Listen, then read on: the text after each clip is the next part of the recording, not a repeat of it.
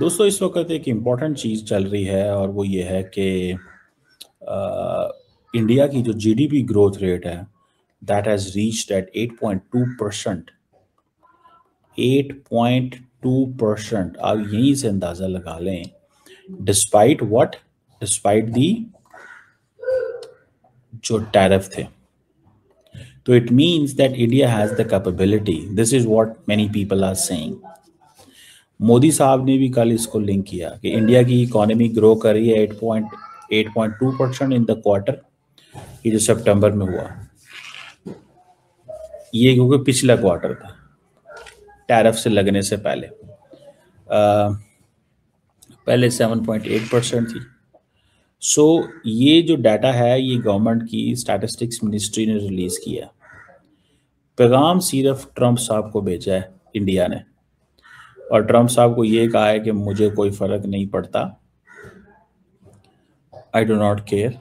दोस्तों इस financial year के सेकंड क्वार्टर का रिजल्ट आया है and the Indian economy has grown by 8.2% in this quarter. The GDP has grown by 8.2% in the second quarter of this financial year. ये हाल है dead economy का दोस्तों, जिसको डोनाल्ड ट्रंप ने बोला था ये डेड इकोनॉमी है, और राहुल गांधी जी ने बोला था हाँ डोनाल्ड ट्रंप गलत थोड़ा ना कह रहे हैं, सही कह रहे हैं। डेड इकोनॉमी बताया था साहब। तो डेड इकोनॉमी का ये हाल है कि इट हैज ग्रोन बाय 8.2%। और इसके अलावा अक्टूबर में खबर यह आई है कि the Indian Sensex crosses 85,000 mark for the first time. अच्छा, अब दो तीन बातें हैं इसमें जो हमें कंसिडर करनी पड़ेंगी। पहले लोग ये कह रहे हैं साहब कि जब ट्रंप ने 50% टैरिफ भारत पे लगाए थे दोस्तों, तो लोगों ने बोला था अब तो मामला कोलैप्स हो गया। और मुझे डाउट हो रहा था because I am not a student of economics, तो मुझे इतनी समझ नहीं है इसकी। मैं पढ़ता हूं, आपके सामने डेटा लाने की कोशिश करता हूं, लेकिन I am certainly not an expert. नमस्कार, अस्सलाम वालेकुम, सत श्री अकाल, जय झूलेलाल। मैं हूं जी प्रेम मटरानी और आप देख रहे हैं हालात हाजरा का प्रोग्राम। हकीकत ये है, इब्तदा में आपसे दरख्वास्त है चैनल ज़रूर सब्सक्राइब करें।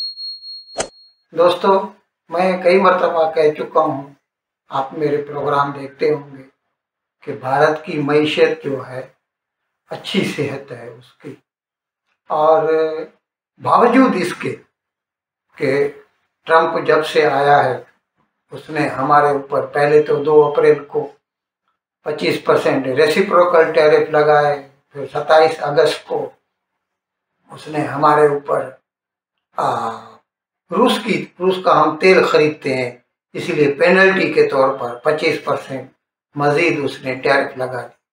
50% टैरिफ की वजह से हमारी जो एक्सपोर्ट हैं अमेरिका, $89 बिलियन पर एनम पिछले साल थी, उस पे असर तो पड़ा है। लेकिन भारत की सरकार की जो बिजनेस फ्रेंडली पॉलिसीज हैं, और सबसे बड़ी बात जो है वो हिंदुस्तान का अपना जो कैप्टिव मार्केट है। We are a country of 1.4 billion people, और उसमें हमारा जो मिडिल इनकम वाला जो है ना तबका जो है वो 35 करोड़ है, 350 मिलियन पीपल। इतनी तो अमेरिका की आबादी भी नहीं है, जिसकी वजह से भारत की जो मईशत है, अर्थव्यवस्था है, वो सरपट दौड़ती जा रही है।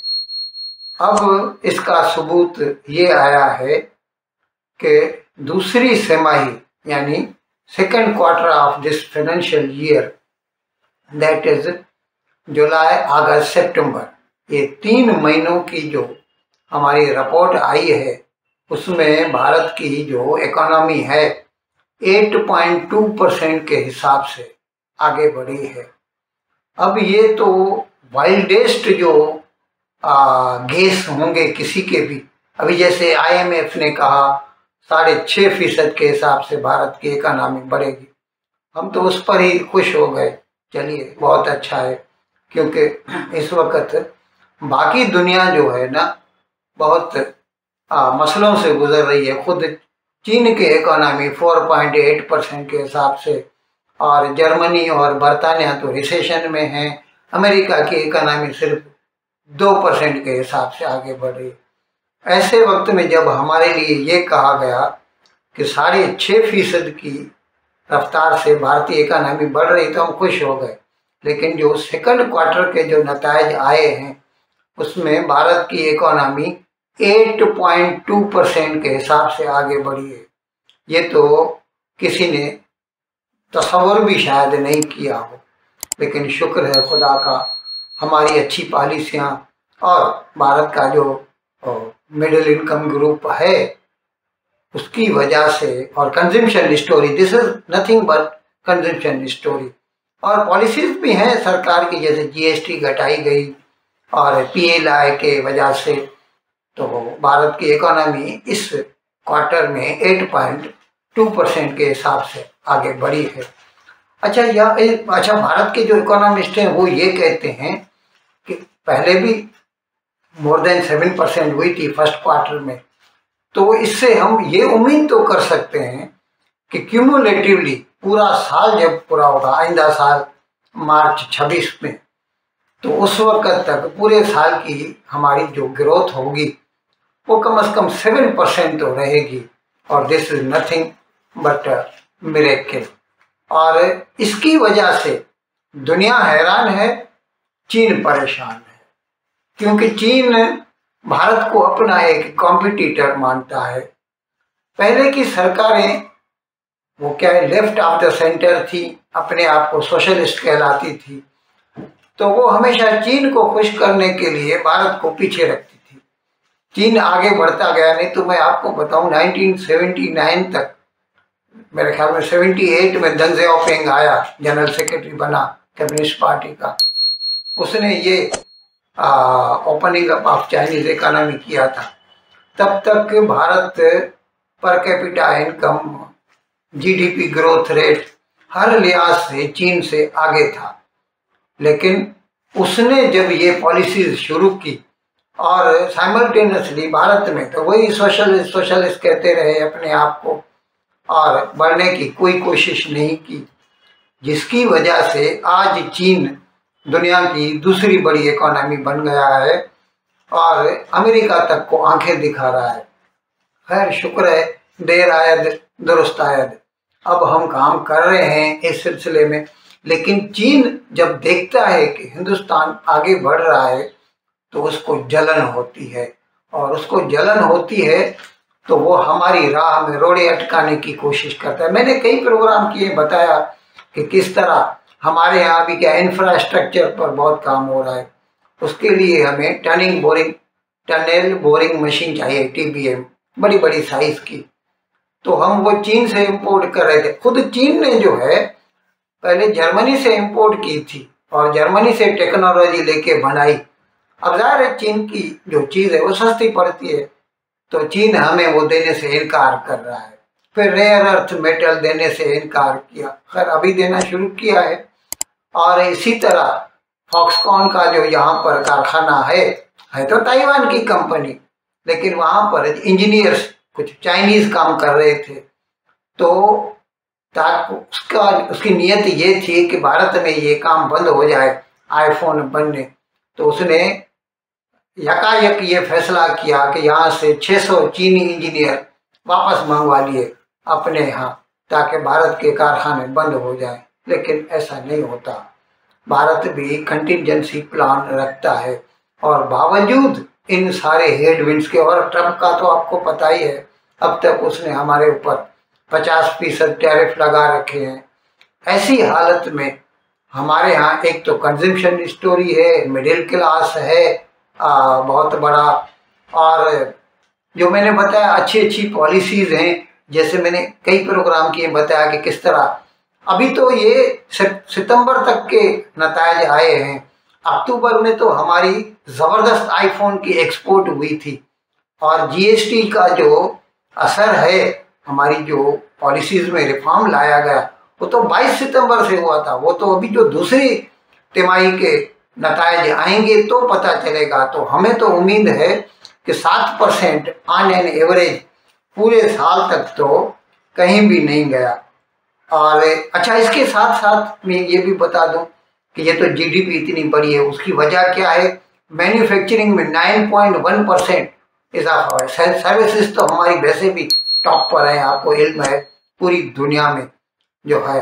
और कंस्ट्रक्शन 7.2% के हिसाब से बढ़ा है। एग्रीकल्चर 3.5, बहुत बड़ी ये है 3.5%। सर्विसेज तो सबसे आगे ही हैं। और ये सितंबर के बाद अक्टूबर के महीने में आपने देखा दिवाली के मौसम में किस तरह भारत में लगा दबादब कारें बिकी, स्मार्टफोन बिके और एक्सपोर्ट भी बहुत ज़बरदस्त हुआ। तो हमें उम्मीद है कि भले ही क्या कहते हैं जिसे राम रखे उसे कौन चखे, तो चीन भले हमारा बुरा चाहे, ट्रंप भले हमारा बुरा चाहे, अगर खुदा हमारे साथ है तो हम सबसे आगे बढ़ते ही रहेंगे। मोदी साहब अपनी जो फॉरेन पॉलिसी है और जो इकोनॉमी है और अपने आप को इस पोजीशन पे ले आए हैं कि वो कह रहे हैं कि जी हमने तरक्की करनी है।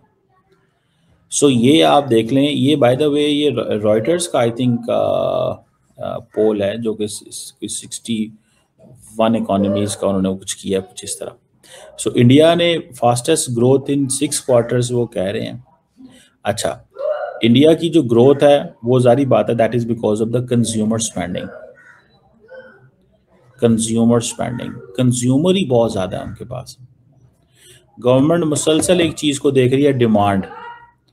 इन्फ्लेशन जो है वो तो ठीक है इतनी नहीं बढ़ी, लेकिन मैन्युफैक्चरिंग या प्राइवेट कंजम्पशन या इन चीज़ों को देखते हुए वो they are into this game. So वो पिछले 18 महीने में वो कह रहे हैं कि जुलाई से लेके स्पिरिट तक वो कर रहे हैं। और वो कह रहे हैं कि since we are the 5th largest economy, Modi साहब ये कह रहे हैं। अब ये जो कुछ इंडिया कर रहा है ना, दिस इज़ अ मैसेज, ये एक मैसेज है अमेरिका को, ठीक है जी, कि भाई हमें कोई परवाह नहीं है। ये सारी की सारी नरेंद्र मोदी साहब अपने आप को उन्होंने पिच किया है।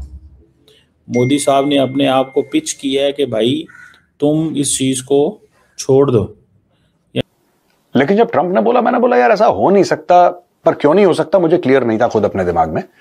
फिर धीरे धीरे ऑपोजिशन पार्टीज ने बोला कि हाँ, राहुल गांधी जी ने बोला कि नहीं साहब ये तो ट्रंप बिल्कुल ठीक कह रहा है और डेड इकोनॉमी और सब कुछ बर्बाद हो गया और मोदी ने बिल्कुल सब कुछ जमीन पे ले आया मोदी और इसको कुछ नहीं आता है। और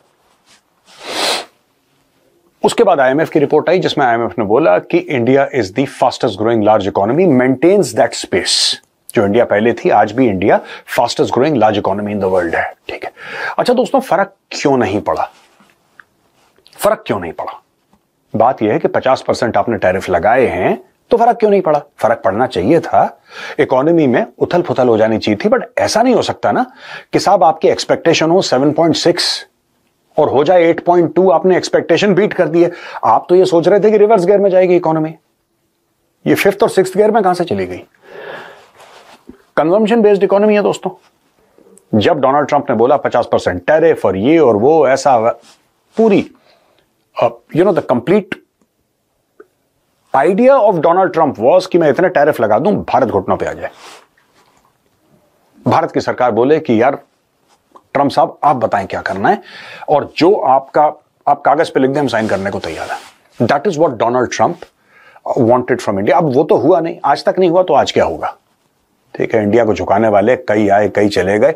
अलेक्जेंडर द ग्रेट से लेकर आज तक लोग आते रहे हैं, झुकाना चाह रहे हैं और खुद खत्म हो गए, इस दुनिया से साफ हो गए। अच्छा, इंडिया की कंजम्पशन बेस्ड इकोनॉमी है दोस्तों। अब कंजम्पशन बेस्ड इकोनॉमी में यह होता है कि भारत के अंदर लोग एक चीज को कंज्यूम करने वाले, छोटी सी बात है। इन अल्फाज के साथ आज का प्रोग्राम खत्म करने की आपसे इजाजत चाहता हूं, लेकिन विदाई लेने से पहले एक मरतबा फिर आपसे मेरी दरख्वास्त है कि जिस किसी साहब या साहिबा ने अब तक हमारे इस चैनल को सब्सक्राइब नहीं किया, हज़र करम इसको जल्द से जल्द सब्सक्राइब करें, प्रोग्राम को लाइक करें, शेयर करें और घंटी का बटन दबाना ना भूलें। बहुत बहुत शुक्रिया। खुदा हाफिज़।